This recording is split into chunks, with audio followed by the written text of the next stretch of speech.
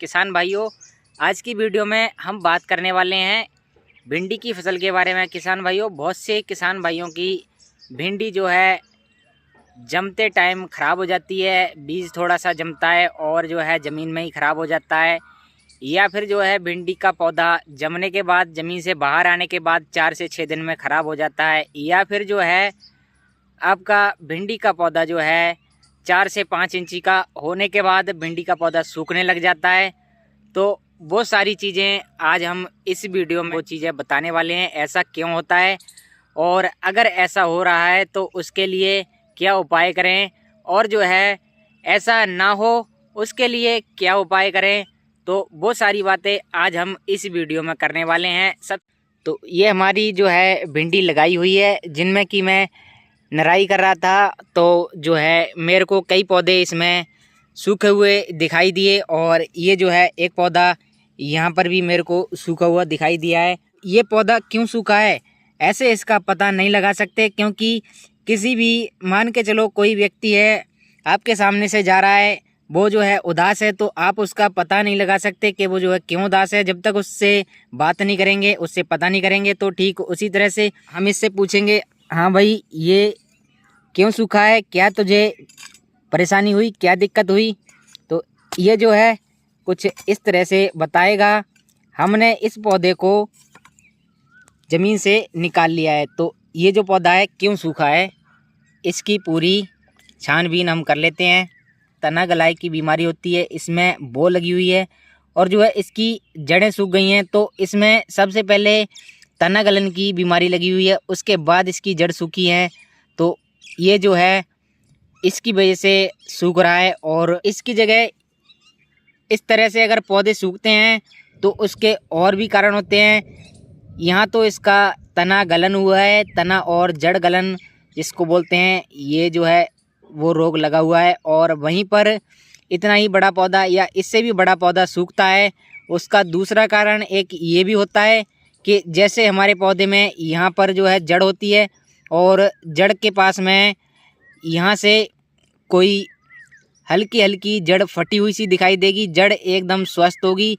हल्का सा जड़ में तना में ज़मीन के अंदर का जो तना होगा वो हल्का सा लाल दिखाई पड़ रहा होगा, तो उसको अगर तोड़ के देखेंगे पौधा जो है ऊपर से मुरझा रहा होगा, और उसको तोड़ के देखेंगे तो उसमें कीड़ा निकलेगा, सुंडी जिसको बोलते हैं, इल्ली बोलते हैं सफ़ेद वाली, वो इसमें निकलेगी, बहुत छोटी सी या पतली सी वो निकल जाती है।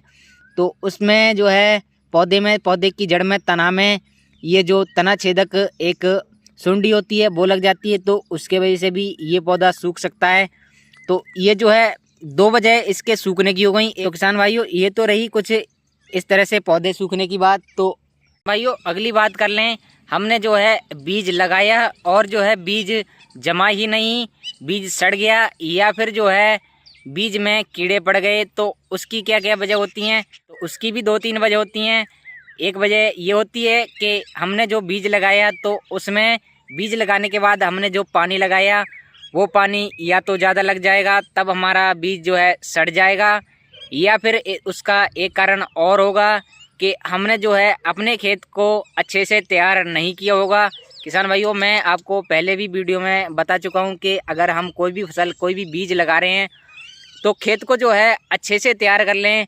खास करके ये जो भिंडी है, भिंडी हम लगाते हैं तो उसको लगाने के लिए खेत को अच्छे से तैयार करना होता है। अच्छे से तैयार करने का मतलब जो है खेत को एक बार जुताई लगाने के बाद खेत को कम से कम 5 से 7 दिन या फिर जो है 10 से 12-15 दिन तक भी आप अपने खेत को खाली छोड़ सकते हैं, जिससे कि उसमें जो है घास होती है, पहले से जो घास उगी हुई होती है उसका जो जरा साल होता है वो ख़त्म हो जाता है, और जो है छोटा मोटा कोई कीट होता है वो जो है ख़त्म हो जाता है। तो उसके लिए आप ये काम कर सकते हैं कि अपने खेत में जुताई लगाकर छोड़ दें और उसके बाद फिर से उसमें जुताई लगाएं।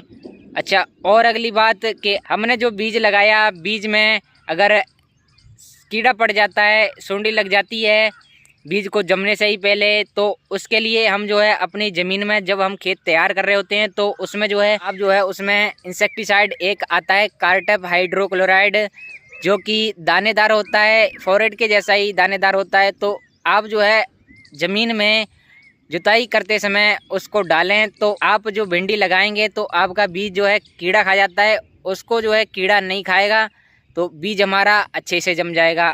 किसान भाइयों, अगली बात करें हम, ये जो पौधे मैंने आपको दिखाया है इस तरह से ये पौधे सूख जाते हैं, तो उसके लिए हम क्या करें जिसकी वजह से हमारे पौधे ना सूखें।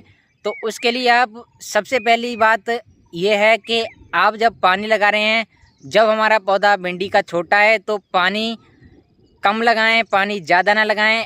कई बार पानी ज़्यादा लगाने की वजह से तना और जड़ गलन की बीमारी आती है हमारे खेतों में, तो उसके लिए आप जो है अगर भिंडी का पौधा छोटा है तो पानी ज़्यादा ना लगाएं। आपको जो है कई हद तक इस समस्या से पहले से ही छुटकारा मिल जाएगा अगर आपने पानी कम लगाया होगा। अगर ये समस्या आ गई है आपके खेत में, ये तना और जड़ गलन की बीमारी लगी हुई है, तो ऐसे में किसान भाइयों आप अपनी भिंडी की फसल में एक दवा आती है जिसका टेक्निकल मैं आपको बता देता हूँ, डाइफेनोकोनाजोल। ये जो है डाइफेनोकोनाजोल आप इसको लगा सकते हैं।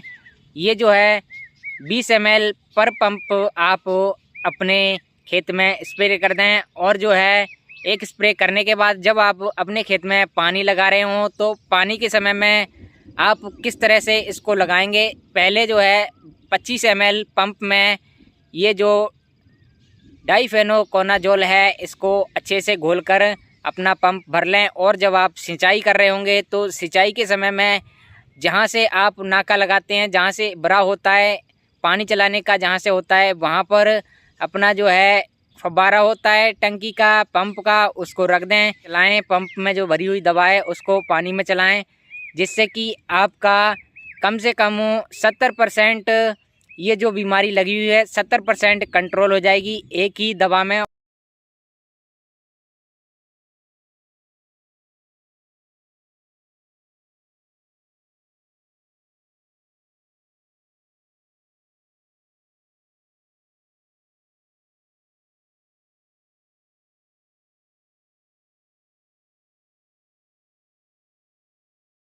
में लग चुकी है तो वो तो सूखने ही सूखने हैं, और जो है नए पौधे में आपकी बीमारी लगने से बच जाएगी। तो अगर आपकी फसल में इस तरह से पौधे सूख रहे हैं या जड़ गल रही है, तना गल रहा है, तो आप जो है ये डाइफेनोकोनाजोल स्प्रे और पंप में डालकर, पानी में डालकर इसको चला दें। आप जो है एक ही बार में इसका अच्छा रिजल्ट आपको मिल जाएगा। किसान भाइयों, एक चीज़ और इस वीडियो में आपको बता दूं कि ये जो पौधे सूखने की बीमारी है पहले नहीं हुआ करती थी, ये जो है बीमारी अब ज़्यादा चलने लगी है। तो ये जो है समय के अनुसार जैसे ही और कई सारी बीमारियां बढ़ रही हैं, ऐसे ही ये एक ऐसी बीमारी बढ़ी हुई है। ये भिंडी ही नहीं और कई फसलें ऐसी होती हैं जो कि सूखने लग जाती हैं। तो उनके लिए आप अगर अपने खेत में भिंडी लगा रहे हैं तो लगातार 2 साल भिंडी लगा रहे हैं, तीसरी साल लगा रहे हैं, तो देखेंगे तीसरी साल आपका जो भिंडी का पौधा है वो सूखने लगेगा। हो सकता है 2 साल तक अच्छा चल जाए या फिर तीसरी साल तक भी अच्छा चल सकता है। उसके बाद जो भिंडी की बात कर लेते हैं, भिंडी का पौधा जो है सूखने लग जाएगा। तो ऐसे में आप फसल चक्र को चेंज करें अपने खेत में।